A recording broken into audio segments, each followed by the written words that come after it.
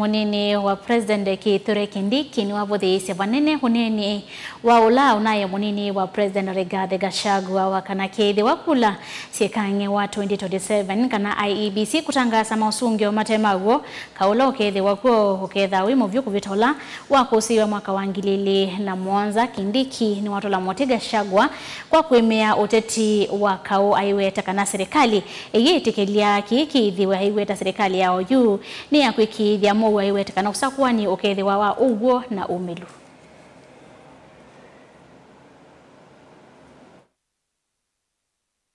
Oreni ya kauntini ya Busia munini wa Musumbi Kithure Kindiki no kuweta kana ivinda ye taita ya ututiendene ya kumotho kuma mwenenzi wala umani yendeto se olona munini wa Musumbi na olona ngudhulu kivila ni Rigathi Gachagua walanzi ni wakikalo kimana andiki mama uvo na weti kana zia Kenya tetonya kuidho na kauka na post-election violence itina wasakuwa ni munene wangilili miongwele na mwanza. So want to ask the people who are prophesying violence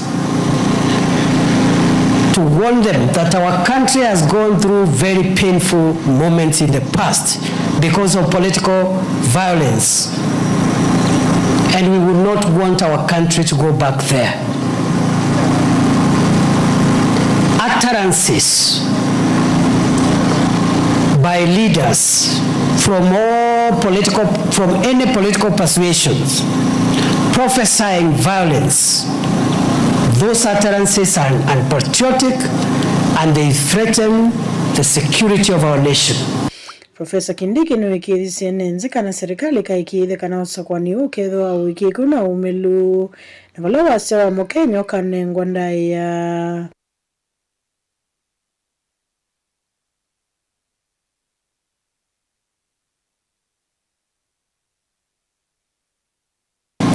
Nimesikia viongozi wengine wakisema ya kwamba sijui kutakuwa na nini uko mbele to 2027 ati tena Kenya itakuwa na machafuko ya kisiasa. Kuna watu wanatabiri vita. Nataka niwahakikishie wananchi wote wa Kenya kwa niaba ya serikali na kwa niaba ya Rais William Ruto ya kwamba uchaguzi mkuu wa mwaka 2027 utakuwa wa huru na haki.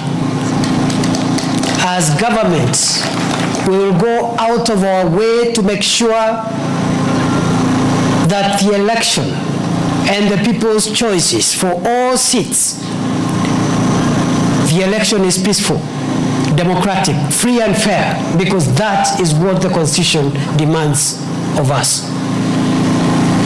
Taunu wete kana vaiva tawa mama atati kuidhi wa makui kunia maleve kwa uyu na wala yengi wete enze ya Kenya taya kunikia mwanakumana na kaula wakuse mwaka wa ngilili na mwanza ngilili na nyanya wete serikali ndi itikila oneni uthi hata wako wadhodhe nduthi kati wa Kenya. Wakati wa campaign ukifika ndio wakati wa campaign. Sasa hivi ni wakati wa kusukuma mambo ya maendeleo, barabara na stima na maji, masoko ile tunajenga ili watu wetu wapate fidia ya kura ambayo walipigia viongozi mbalimbali.